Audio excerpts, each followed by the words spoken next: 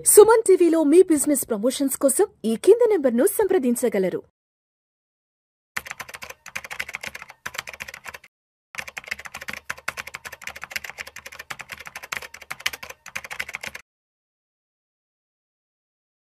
నమస్తే హర్ష. నమస్తే sir. Welcome to Vishnu talks. Thank you. So Harsha, ఈ వీడియోలో కాస్త డీటెయిల్డ్గా బంగారం వెండి ధరల గురించి మాట్లాడుకుందాం. గత సంవత్సర కాలంగా ఏ అసెట్ క్లాస్ ఇవ్వని రీతిలో గోల్డ్ అండ్ సిల్వర్ ఇన్వెస్ట్మెంట్స్ పైన రిటర్న్స్ ఆ రేంజ్లో వచ్చాయి. ఆల్మోస్ట్ గోల్డ్ సిల్వర్ కలిపి 50% మేర రిటర్న్స్ ఇవ్వడం జరిగింది ఈ సంవత్సర కాలంలో. సో ఎందుకంటారు బంగారం వెండి ధరలు ఇంతలా పెరుగుతున్నాయి అని వేరే ఏ ఇతర అసెట్ క్లాసెస్ ఇవ్వనంత రిటర్న్స్ బంగారం వెండి ఎందుకు ఇస్తున్నాయంటారు అసలు? Correct sir. లాస్ట్ 1 yearలో మీరు చూసినట్లయితే గోల్డ్ సిల్వరే మ్యాక్సిమం రిటర్న్స్ ఇచ్చిన asset class. But overall asset classes మనం ఒకసారి చూస్తే ఏముంటాయి, మేజర్గా ఉండేది 3 సెగ్మెంట్స్. ఒకటి వచ్చి మీ ఈక్విటీస్, స్టాక్ మార్కెట్ ఏదైతే ఉంటాయో. రెండోది వచ్చి కమోడిటీస్, మన గోల్డ్ సిల్వర్ కాపర్ ఇవన్నీ కమోడిటీస్ అంటాం. మూడవది వచ్చి మన రియల్ ఎస్టేట్, అది మనకు బాగా తెలుసు. బట్ ఈ రెండింటి గురించి చాలా కన్ఫ్యూజన్స్ ఉంటాయి. ఈక్విటీస్ వర్సెస్ గోల్డ్ ఒకసారి డిఫరెన్స్ చూద్దాం. ఈక్విటీ అంటే ఏంటి, మనం బేసిక్గా ఒక కంపెనీలో ఒక స్టాక్ షేర్ కొంటున్నాం, వాటా కలిగి ఉండడం అంతే. బేసికల్గా మనం ఒక బిజినెస్నే కొంటున్నాం. ఆ కంపెనీ అంటే ఏంటి, అదొక బిజినెస్ చేస్తుంది. ఆ బిజినెస్లో కొంత వాటా మనం కొంటున్నాం. ఆ బిజినెస్ చేసేది ఏంటి, ఎంతోమంది రోజు వచ్చి చాలా కష్టపడి కొత్త ఒక సబ్ కంపెనీ అనుకోండి, ఒక సబ్ ప్రొడ్యూస్ చేస్తారు, రైట్? వాళ్ళు పెట్టిన కష్టం నుంచి ఆ సబ్బు బయట మార్కెట్లోకి వచ్చి వాళ్ళు ఎంతైతే ఖర్చు పెట్టారో అది తయారు చేయడానికి, దానికి కొంత లాభం అనేది యాడ్ చేసి మార్కెట్లో ఒక రేటుకి అమ్ముతారు. గోల్డ్ అదే విధంగా మీరు చూసుకున్నట్లయితే గోల్డ్ ఏం చేస్తున్నాం, సౌత్ ఆఫ్రికాలో ఎక్కడో భూమిలో ఉండే గోల్డ్ని బయటకు తవ్వి అక్కడి నుంచి తీసుకొచ్చి కొనుక్కొని ఇక్కడ తీసుకొచ్చి మన లాకర్లో పెడతాం. అంతకుమించి గోల్డ్ నుంచి ఎటువంటి ఉపయోగం లేదు. సో స్టాక్స్ ఇవన్నీ ఏంటంటే వీటిని ప్రొడక్టివ్ అసెట్స్ అంటాం. వాటిలో ప్రతి సంవత్సరం పెట్టుబడి పెట్టి అందరూ వచ్చి కష్టపడి దాంట్లో నుంచి ప్రాఫిట్ వచ్చేలా ఒక వస్తువునో సర్వీస్నో బయటకు తీసుకొచ్చి అది మార్కెట్లో అమ్మి లాభాలు క్రియేట్ చేస్తుంది. దాన్ని ప్రొడక్టివ్గా పెంచుకుంటూ వెళ్తున్నాం. గోల్డ్లో అలాంటి ప్రొడక్టివ్గా పెంచేది ఏది ఉండదు. అందుకే త్రూఅవుట్ హిస్టరీ మీరు చూసుకుంటే గోల్డ్ ఈక్విటీస్ కంటే బాగా రిటర్న్స్ ఇచ్చే సంవత్సరాలు చాలా తక్కువ ఉంటాయి. ఒక 5-10 years ముందు చూసుకుంటే అసలు వేలలో లెక్క పెట్టి ఉండొచ్చు. గత 5 yearsలో కనుక 5 yearsలో మాత్రం గోల్డ్ ఈక్విటీస్ని రెగ్యులర్గా అవుట్ పెర్ఫామ్ చేసింది. ఫస్ట్ స్టార్ట్ అయింది 2019లో. ట్రంప్ ట్రేడ్ వార్ ఎప్పుడైతే మొదలు పెట్టాడో 2019లో గోల్డ్ ఈక్విటీస్ కంటే స్లైట్లీ కొంచెం బెటర్గా పర్ఫామ్ చేసింది. అలాగే 2020లో కోవిడ్ ఎప్పుడైతే వచ్చిందో గోల్డ్ మళ్ళీ బాగా పర్ఫామ్ చేసింది. 23, 24, 25 రష్యా ఉక్రెయిన్ యుద్ధం ఎప్పుడైతే మొదలైందో అప్పుడు అమెరికా రష్యా దగ్గర ఉండే $ని ఫ్రీజ్ చేయడం అనడంతో ప్రపంచంలో ఉన్న సెంట్రల్ బ్యాంక్స్ అంతా కూడా డాలర్స్ నుంచి గోల్డ్కి వెళ్ళడం వల్ల గోల్డ్ మళ్ళీ పర్ఫామ్ చేయడం మొదలుపెట్టింది. ఇప్పుడు మీరు ఇక్కడ చూస్తే ఎప్పుడైతే ప్రపంచంలో ఎటువంటి సంక్షోభం, అన్సర్టెనిటీ ఇవి క్రియేట్ అయితే అప్పుడు మాత్రం గోల్డ్ మిగతా అసెట్ క్లాస్ కంటే బాగా పర్ఫామ్ చేస్తుంది. ఈ సంవత్సరాలు తీసేస్తే మిగతా టైంలో ఎప్పుడు కూడా మీ గోల్డ్ అంత రిటర్న్స్ రావు. సో ఇప్పుడు కూడా ఉన్న ప్రస్తుత సంక్షోభం ఏంటి, డాలర్ అందరినీ చాలా ఇబ్బంది పెడుతుంది. ఎందుకంటే ట్రంప్ పొద్దున్న లేసి ఒక పాలసీ అంటాడు, ఈవినింగ్ ఇంకో పాలసీ అనడం వల్ల డాలర్ మీద ఉన్న ట్రస్ట్ అనేది అందరికీ తగ్గిపోతుంది. అందువల్ల అందరూ డాలర్స్ తగ్గించేసుకొని ఆ డబ్బుల్ని గోల్డ్లో పెట్టాలనుకుంటున్నారు. కాబట్టి కేవలం గోల్డ్కి డిమాండ్ పెరగడం, రైట్? గోల్డ్ పెద్ద ప్రొడక్టివ్ అసెట్ ఏం కాదు ఈక్విటీస్తో పోలిస్తే. ఈక్విటీస్ అంటే ఏంటి, మీకు స్టాక్స్లో ఫ్యూచర్లో ఇది ఎంత లాభాలు తెస్తాయి, ఎంత ప్రాఫిట్స్ పెరుగుతాయి అన్న దాని మీద నేను ఒక అంచనా వేసి ఈక్విటీస్ని కొనొచ్చు. గోల్డ్కి అలాంటి అంచనా ఏమి ఉండదు. గోల్డ్కి సడన్గా ఎప్పుడూ లేనటువంటి డిమాండ్ గత 3 ఏళ్లలో సెంట్రల్ బ్యాంక్స్ వల్ల క్రియేట్ అయింది.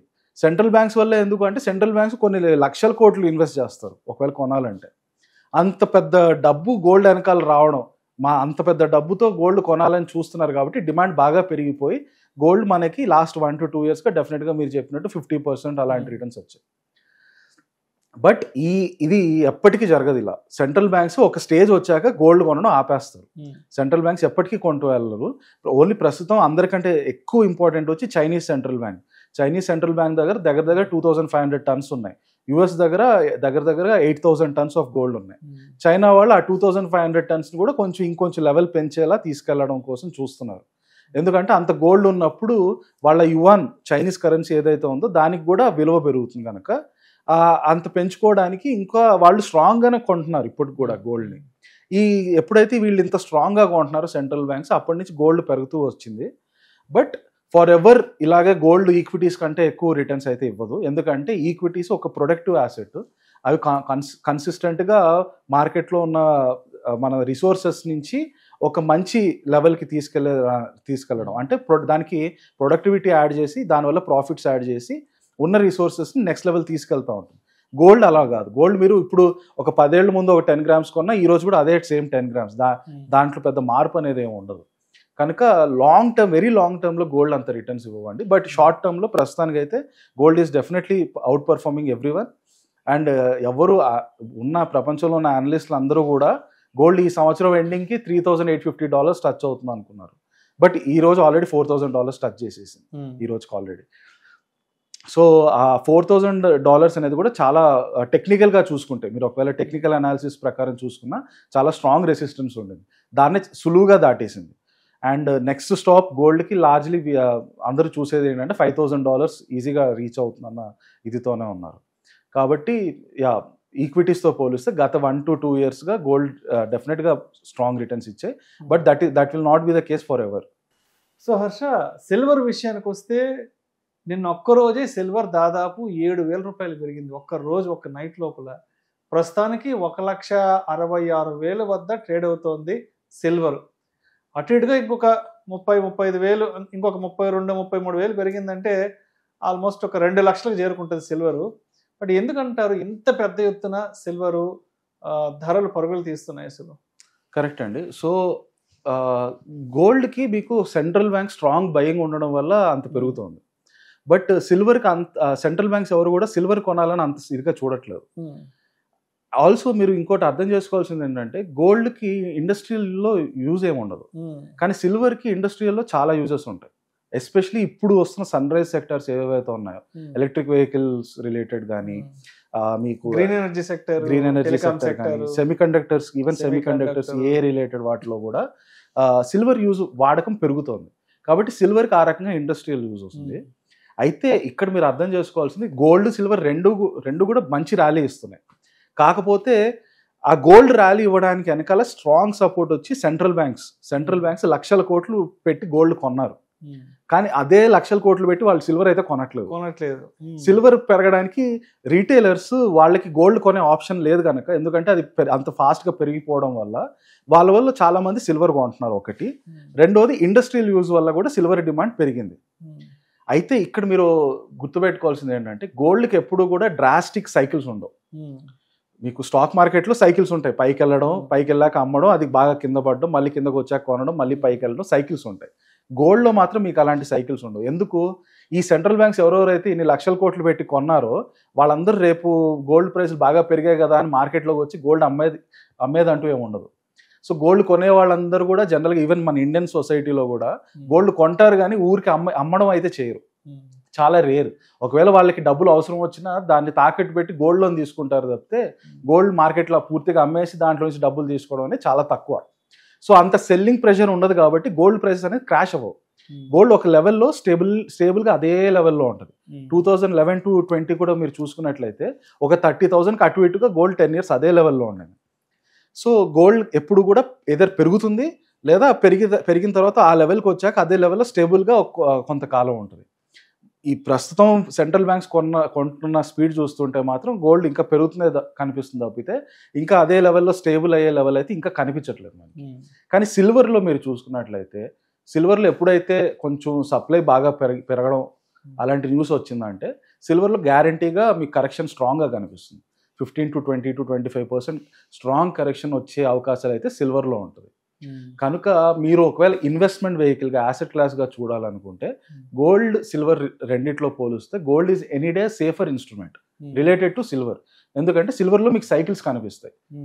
మీరు ఒక 15 to 20 years past history cycles చూడండి. Gold prices, silver prices, silver పైకి కిందకి మూవ్ అవుతూ ఉంటుంది, గోల్డ్ మాత్రం పెరగడం అదే లెవెల్ ఆగుంటుంది, మళ్ళీ లేదా పెరగడం అదే లెవెల్ ఆగుంటుంది. అంతేగాని కిందకి అంత డ్రాస్టిక్ ఉండదు. కనుక మీరు నిజంగా యాసెట్ క్లాస్గా ఇన్వెస్ట్ చేయాలని చూస్తే గోల్డ్ తీసుకోవడం relatively better. But at the same time మీకు సిల్వర్లో కూడా because it is moving very fast, silver కూడా చూడాలంటే సిల్వర్లో కొన్ని ఈటీఎఫ్స్ ఉన్నాయి. నిప్పాన్ సిల్వర్ బీస్ లేదా జీరోదా వాళ్ళది సిల్వర్ కేసు, ఇలాంటి ఈటీఎఫ్స్లో మీరు సిల్వర్లో ఎక్స్పోజర్ తీసుకోవచ్చు.